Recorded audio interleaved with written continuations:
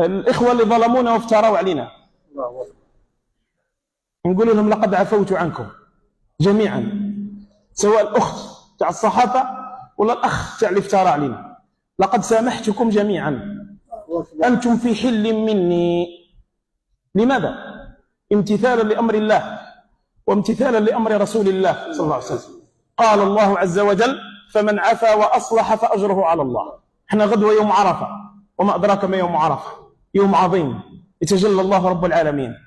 هذو خاوتنا غلطوا طلبوا منا السماح، لقد عفوت عنكم، ما نسألكم ولا أمام الله عز وجل يوم القيامة. لقد عفوت عنكم جميعا، لقد عفوت عنكم جميعا، هذا حقنا، الله يجازي أمة محمد كامل.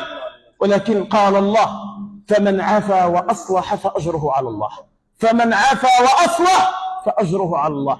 ويقول النبي صلى الله عليه وسلم: من كظم غيظا وهو قادر على أن ينفذه ناداه الله عز وجل على رؤوس الخلائق يوم القيامة حتى يخيره من الحور العين ما يشاء.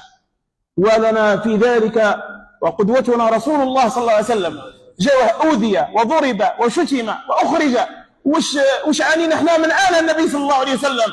ما مضوا الصحابة وجاءت عشيرة النبي مذلولة عشيرة النبي، فقال أحد الصحابة: اليوم يوم الملحمة، اليوم النبي طير لهم رصانهم كامل.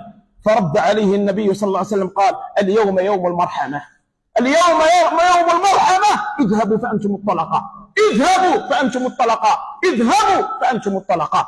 احنا نقتدي بنبينا محمد صلى الله عليه وسلم. هذا الآن سيدنا يوسف: أخانا استغفر لنا ذنوبنا، قال سيدنا يوسف: لا تثريب عليكم اليوم يغفر الله لكم.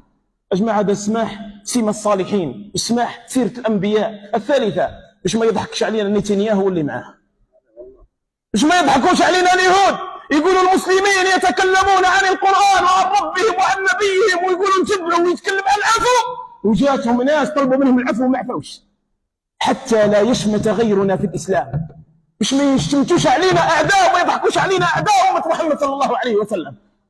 أشهد الله ثم أشهدكم أني قد سامحت الجميع.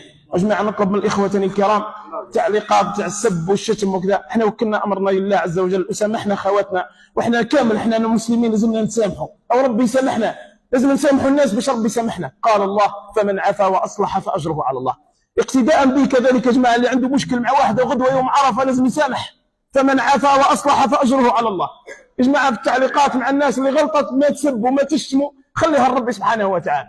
الله يجازيكم، الله يرضى عليكم إن شاء الله، الله يحفظكم. أعيد: أراني سامحت الجميع، لعل الله عز وجل يسامحنا. وبارك الله فيكم وجزاكم الله خيرا. إن شاء الله إن لم نلتقي في الدنيا، نسأل الله أن يجمعنا يوم القيامة على حوض النبي وفي جنات الله عز وجل، في جنات ونهر، في مقعد صدق عند مليك مقتدر. جزاكم الله خيرا وبارك الله فيكم وحفظكم الله ورعاكم.